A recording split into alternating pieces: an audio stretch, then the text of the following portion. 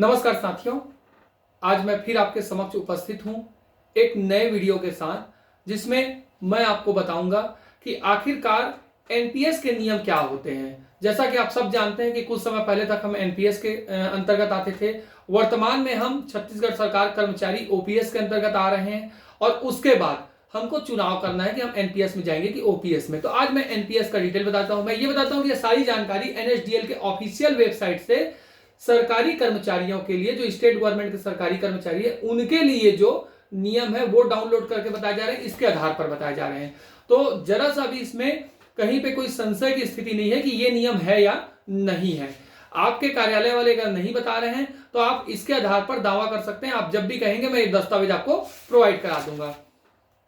देखिए, सबसे महत्वपूर्ण यह है कि सबको यह पता है कि एनपीएस में होता क्या है। एनपीएस में आपके खाते से कटौती होती है। जैसे वर्तमान में 10% की कटौती एनपीएस के खाते से, 14% हिस्सा सरकार को देना है और वो दोनों मिलकर चले जाते हैं आपके एनपीएस अकाउंट में, जिसको हम प्राण अकाउंट भी बोलते हैं। और फिर उस राशि की बढ़ोतरी शेयर मार्केट के हिसाब से होती रहती है। ये तो सबको पता है।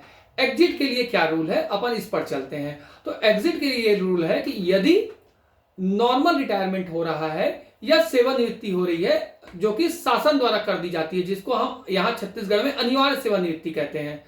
50 वर्ष की जो कर्मचारी आयु पूर्ण कर चुका है या 20 वर्ष की जो नौकरी कर चुका है, यदि सरकार चाहे तो उस कर्मचारी को नौकरी से हटा सकती है। तो उन दोनों स्थितियों में क्या होगा, उसमें मैं ये बताता हूं कि इसके नियम के अनुसार 40% की राशि जो होगी वो पेंशन अकाउंट में चली जाएगी और 60% की राशि जो होगी वो कर्मचारी को वापस कर दी जाएगी। अच्छा, उसमें भी एक केस है कि यदि जमा की गई राशि 5 लाख से कम है तो उस स्थिति में 100% राशि, यानी वो पूरी राशि जो जमा है 5 लाख से कम, वो कर्मचारी को वापस कर दी जाएगी। लेकिन यदि 5 लाख से अधिक जमा है, जैसे 10 लाख है, तो 10 लाख में ये होगा कि 6 लाख रुपए कर्मचारी को रिटायरमेंट के समय उसके अकाउंट में दे दिया जाएगा।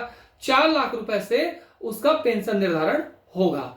अब चलते हैं दूसरी स्थिति में, प्री मैच्योर एग्जिट। कोई कर्मचारी जो है वो प्री मैच्योर एग्जिट लेना चाह रहा है, तो उस समय क्या होगा? तो उस स्थिति में यह होगा कि 80% की राशि जो है पेंशन निर्धारण के लिए रख ली जाएगी और 20% की राशि जो है वो उसको दे दी जाएगी। और इस केस में यह होता है प्री मैच्योर एग्जिट में कि यदि 2.5 लाख से कम की राशि जमा है, कुल राशि एनपीएस अकाउंट में, तो वो पूरी की पूरी राशि कर्मचारी को मिल सकती है।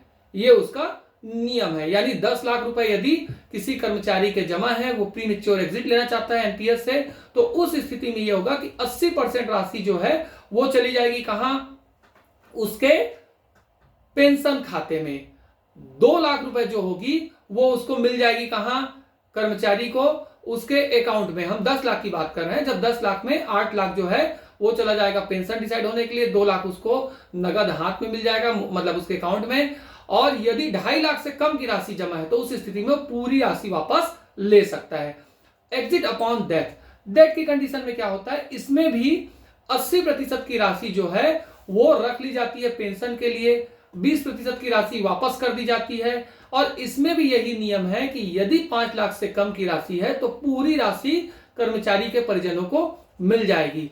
इसमें जो सबसे महत्वपूर्ण बिंदु है, जिसकी ओर मैं आपका ध्यान आकर्षित कराना चाहूंगा और मैं चाहूंगा कि इसका लाभ कर्मचारियों को मिले, तो वो ये है कि इसमें स्पष्ट लिखता है कि further if family pension is being paid payable to subscriber family members from government, then as per the regulation entire pension wealth 100% corpus जो है shall be transfer to the nodal office for further settlement as per government directives. तो इसमें यह होगा कि चूंकि हमारे यहां अब ये स्थिति आ रही है कि परिवार पेंशन का लाभ मिलेगा ओपीएस चालू होने के कारण, तो उस स्थिति में जिन कर्मचारियों का पैसा 80% पैसा पेंशन के तौर पर जमा है, वो चाहें तो अपना पूरा पैसा इस आधार पर ले सकते हैं, क्योंकि उनको स्टेट गवर्नमेंट की तरफ से पेंशन दिया जा रहा है। तो उसमें इसमें प्रावधान बनाया गया है। इस प्रावधान का हम उपयोग करेंगे और जिन साथियों का पैसा फंसा हुआ है, जिनके परिजन आज मतलब निधन हो चुका है जिनका, और जो अभी एनपीएस के तहत फंसे हुए हैं, वो पूरी राशि पा सकते हैं, क्योंकि राज्य सरकार उनको परिवार राहत पेंशन देगी। तो इसका एक अच्छा फायदा मिल सकता है अभी। अच्छा, इसमें भी प्रावधान बनाए गए हैं। जैसे ओपीएस में होता है, राज्य सरकार के वित्त विभाग से कई बार पत्र जारी होता है कि यदि कोई कर्मचारी रिटायर होने वाला है तो उसकी पहले से तैयारी कर ली जाए। तो एनपीएस में भी ऐसे प्रावधान बनाए गए हैं कि 6 महीने पहले जो नोडल ऑफिस है वो या फिर सब्सक्राइबर खुद, यदि उसका अपना आईडी पासवर्ड है तो वो फॉर्म भर सकता है एग्जिट क्लेम आईडी के लिए। एग्जिट क्लेम आईडी बनाना जरूरी है, उसके बिना जो है राशि खाते में वापस नहीं आती है। तो खुद इसने जो कंपनी है एनपीएस वाली एनएसडीएल, उसने ये प्रावधान बनाया है कि exit claim ID is generated 6 months before the date of retirement and communicated by CRA to subscriber nodal office. तो इसमें 6 महीने पहले क्लेम आईडी के लिए प्रोसेस किया जा सकता है। और अगर प्री मेच्योर एग्जिट है तो उस कंडीशन में क्या होगा कि वो नोडल अफसर से उसको कांटेक्ट करना पड़ेगा सब्सक्राइबर को और क्लेम आईडी जनरेट करवाना पड़ेगा। डेथ की स्थिति में क्लेम आईडी की भी जरूरत नहीं है, सीधा nodal office can directly initiate the withdrawal request for death case in the CRA system. CRA system जो इनका बना हुआ है जिसमें नोडल अफसर काम करते हैं, वो सीधा डेथ क्लेम कर सकते हैं कि भाई इसकी डेथ हो गई है, ये डेथ सर्टिफिकेट है और इसकी राशि वापस की जाए या इसका ये प्रोसेस किया जाए। तो ये बनाया गया है। क्लेम आईडी 6 महीने पहले जनरेट किया जा सकता है। तो यदि कोई हमारे साथी ऐसे हैं जो हाल फिलहाल में रिटायर्ड होने वाले हैं तो वो अपने नोडल ऑफिस में इस बात की लिखित जानकारी दें। अच्छा, आप नोडल ऑफिस के चक्कर में मत पड़िए, आप क्या कीजिए, अपने डीडीओ को पत्र लिखिए। डीडीओ जो है अपने उच्च अधिकारी को पत्र लिखेगा और इस माध्यम से जो हमारा नोडल अफसर है ऑफिस है वहां तक पहुंच जाएगा। डायरेक्ट पहुंचाने की जरूरत नहीं है। इसमें सिस्टम ही होता है सरकारी नौकरी में कि आप अपने आहरण संवितरण अधिकारी को दीजिए, अब उसकी जिम्मेदारी की वो आगे फॉरवर्ड करेगा, आपको लेके नहीं जाना है आवेदन, आप वहां दीजिए, वहां से पावती लीजिए, बाकी काम उसको करना है। फिर अपन चलते हैं आगे। बहुत सारी चीजें हैं जिसमें हमारे काम का जो चीज है वो ये है कि विड्रॉल जो होगी राशि वो सीधे कर्मचारी के अकाउंट में आएगी। और यदि ये होता है कि प्री मेच्योर एग्जिट और ये कि अगर 5 लाख से कम की राशि है तो सब्सक्राइबर 100% पा सकता है। ये किस स्थिति में बोल रहा है कि सेवानिवृत्ति की स्थिति में। अब देखिए, अगर सरकार ने उसको खुद सेवानिवृत्ति दी है तो उस स्थिति में 5 लाख की कम की राशि अगर उसके खाते में जमा है तो वो मांग कर सकता है। लेकिन यदि उसने खुद से प्रीमेच्योर एग्जिट लिया है तो उस स्थिति में वो राशि हो जाती है 2.5 लाख, यानी 2.5 लाख से कम जमा है तब वो मांग कर सकता है। तो इस चीज को अपने को ध्यान रखना पड़ेगा कि दोनों स्थिति में अलग है। सरकार ने आपको सेवानिवृत्त कर दिया 50 साल की आपकी आयु पूर्ण होने के बाद, तो उस स्थिति में 5 लाख तक की राशि अगर है आपके खाते में, उससे कम की है तो आप पूरी राशि मांग सकते हैं। लेकिन यदि आपने खुद से प्रीमेच्योर एग्जिट लिया है तो 2.5 लाख हो जाएगा, 2.5 लाख से कम है तब आप मांग सकते हैं। अब इसके बाद अपन चलते हैं, और कुछ नियम है।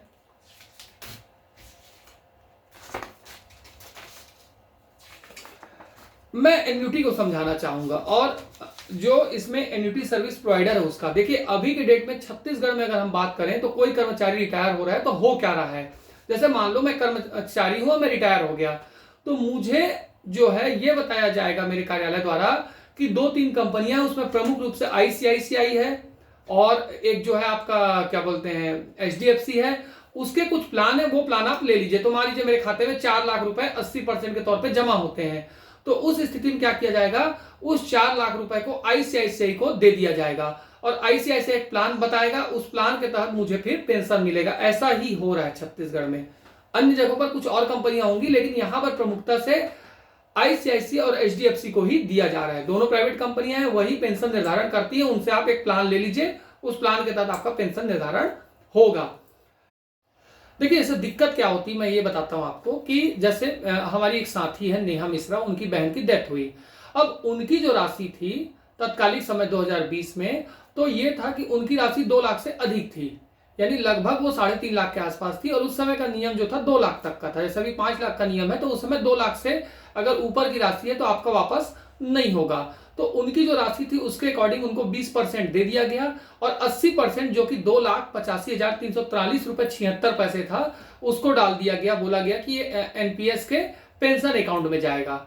अब ये स्थिति आई कि 2,85,373 रुपए 76 पैसे 343 रुपए 76 पैसे को डाला कहां गया, डाला गया, उनको बताया गया कि आपको फॉर्म भरना पड़ेगा, या तो आप आईसीआईसीआई का प्लान ले लो या एचडीएफसी का प्लान ले लो। यानी एनएसडीएल ने दो और प्राइवेट कंपनी पकड़ा दिया कि इन दोनों में से आप चयन कर लीजिए। अब उसने मजबूरी में आईसीआईसीआई को चयन किया। तो एक प्लान है single life with return of purchase price, 5 plan है अलग अलग, वो है इस डॉक्यूमेंट में भी है कि 5, मैं जानबूझ के नहीं बताया क्योंकि वो कोई काम का है नहीं, ठीक है।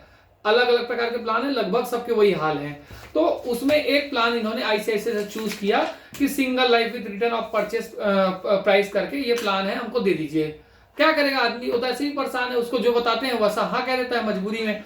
अब उस प्राइस को जो राशि थी, उस राशि को दे दिया गया आईसीआईसीआई कंपनी को, प्राइवेट कंपनी को। उस कंपनी ने निर्धारित किया अपने हिसाब से उसका ब्याज, जिसका कोई फार्मूला किसी को ढंग से पता नहीं है। 1375.25 हर माह उसके पिताजी को अपनी बेटी के परिवार पेंशन के रूप में मिल रहा है। आप सोच कर देखिए, 2,85,343 रुपए आईसीआईसीआई के पास गए और आईसीआईसीआई ने क्या किया, उस पैसे को रखा और इनको चालू किया देना पेंशन। कितना? 1375.25।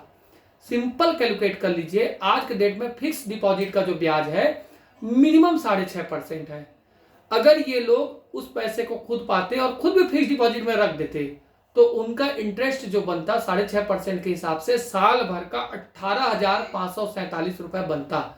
कैलकुलेटर उठाइए, गणना कर लीजिए कि 2,85,343 रुपए का 6.5% के हिसाब से भी यदि हम लेते हैं तो क्या मिलेगा। मिनिमम ब्याज मैं बोल रहा हूं फिक्स डिपॉजिट बैंक वाला, उसमें इनको 18,000 मिलता। और जो आईसीआईसीआई दे रहा है पेंशन के नाम पर कि हम आपके साथ खड़े हैं वाला जो चक्कर है एनएसडीएल एनपीएस का, उसमें मात्र 1375.25 उसको हर महीने मिल रहा है। मैं इसीलिए कहता हूं कि जब रिस्क वाली स्थिति आती है तो सरकारी संस्थाएं 10 गुना बेहतर होती है। कम से कम ओपीएस में मिनिमम पेंशन जो है 7,750 रुपए तो मिलेगा, महंगाई भत्ता जो है वो तो मिलेगा, साथ में पे रिवाइज जब होगा, 8वां वेतन आयोग लगेगा, 9वां रिवाइज, तो ये रिवाइज तो होगा, यहां तो फिक्स हो गया। और अगर यही सब करना है तो व्यक्ति प्राइवेट खुद कर सकता है। सरकार या विभाग इसमें क्या खास कर रहा है? मुझे लेना है, मैं प्लान खुद परचेस कर सकता हूं। आईसीआईसीआई का, एचडीएफसी का प्लान तो बिक रहा है मार्केट में, वो तो कोई भी कर्मचारी ले सकता है। फिर आप क्या कर रहे हैं? आपने इतने दिन तक सुरक्षा दी, सेवा दी, सब प्रकार की बातें कही कि आपका भविष्य सुरक्षित है, ये सुरक्षित है, और अंत में क्या किया? एनपीएस में उठाकर एक प्राइवेट कंपनी को दे दिया और कह दिया कि अब हमारा कोई नाता नहीं है, ये कंपनी जाने, आप साइन कीजिए, हो गया, आपका डॉक्यूमेंट बन गया, इतना पैसा आपको हर महीने मिलेगा। मैं इसी का विरोध करता हूं और मेरे पास सारे डॉक्यूमेंट है। जिस भी साथी को जरा सा भी लग रहा होगा कि मैं एनपीएस या ओपीएस के बारे में गलत जानकारी दे रहा हूं, व्हाट्सएप में मुझसे उस साथी का जिसके बारे में बता रहा हूं डॉक्यूमेंट ले ले कि उसको उतना ही मिल रहा है और उसी प्लान के तहत मिल रहा है। और यही सब लिखा भी है एनपीएस में, जब आप पढ़ेंगे तो। मैं इसीलिए कहता हूं कि सरकारी जो कर्मचारी होते हैं उसकी रिस्क लेने कैपेबिलिटी कम होती है, उसका एक सीमित आय होता है, तो इसलिए उसके भविष्य को सुरक्षित करने के लिए कोई ऐसी स्कीम हो जिसमें मिनिमम पेंशन का प्रावधान हो। शायद इसीलिए केंद्र सरकार अब उस दिशा में आगे बढ़ी है, क्योंकि ये बातें उन तक भी पहुंच रही होंगी कि किसी को 700 पेंशन मिल रहा है, किसी को 900 पेंशन मिल रहा है, किसी को 1000 पेंशन मिल रहा है, ये आती है मीडिया में। तो साथियों, यही सबसे बड़ा अंतर है एनपीएस और ओपीएस का, और यही वजह है कि मैं एनपीएस की खिलाफत करता हूं, क्योंकि सारा कुछ शेयर मार्केट पर आधारित है। जब आप इस दस्तावेज को पढ़ेंगे तो इसमें साफ लिख दिया जाता है कि शेयर मार्केट के हिसाब से दिया जाएगा, कोई भी चीज फिक्स नहीं है। जबकि जब ओपीएस में जाएंगे तो कहता है कि न्यूनतम इतना तो दिया ही जाएगा, इससे कम आपको नहीं दिया जा सकता। आज भी हमारे घर के जो बुजुर्ग हैं वो पेंशन सम्मानजनक पा रहे हैं। मेरे खुद के पिताजी 35,000 रुपए पेंशन पाते हैं। आज जो सहायक शिक्षक साथी है उसके बराबर मेरे पिताजी को रिटायर होने के बाद मिल रहा है, और महंगाई भत्ता बढ़ता है तो उनका भी बढ़ता है। यदि वेतन आयोग लगेगा तो उनका भी पे रिवाइज होगा। ये एक सम्मानजनक वेतन है जिससे आदमी खुशहाल जिंदगी जी सकता है। लेकिन 1300, 1500, 1800 कोई आदमी अगर खत्म हो गया तो जिस समय उसको सबसे ज्यादा पैसे की जरूरत है उस समय आप नहीं दे रहे हैं और कम दे रहे हैं, और उस समय सरकार हाथ खड़ी कर लेती है, कहती है आप जानिए, आईसीआईसी जाने, एचडीएफसी जाने, हमने ये विकल्प दे दिया है। तो इसी बात का विरोध है। उम्मीद है ये वीडियो आपको समझ में आया होगा। यदि इसके बाद आपके कोई सवाल हो तो आप इनबॉक्स में लिखिए, मैं सारी चीजों के जवाब आपको दूंगा। बहुत बहुत धन्यवाद। मैं विवेक दुबे पुनः आपका धन्यवाद करता हूं कि आप लोग लगातार वीडियो देख रहे हैं। अगर आपके कुछ और मुद्दे हो तो आप मुझसे उसमें पूछ सकते हैं, और मैं चाहूंगा कि आप अधिक से अधिक वीडियो शेयर करें, क्योंकि वीडियो शेयर करने से हमारे साथियों को भी जानकारी होती है और वो अपना हक पा पाते हैं। मेरी पूरी कोशिश है कि मैं अधिक से अधिक नॉलेज आप साथियों को दूं, ताकि आप लोग खुद अपनी हक की लड़ाई लड़ सकें। और आपके अगल बगल के साथी, कई ऐसे परिजन हैं जो हमारे साथी खत्म हो गए, उनके जो कुछ नहीं जानते, तो कम से कम आप उनकी मदद कर सके। तो मेरी कोशिश जारी रहेगी और मैं आप सबसे सहयोग की उम्मीद रखता हूं। बहुत बहुत धन्यवाद।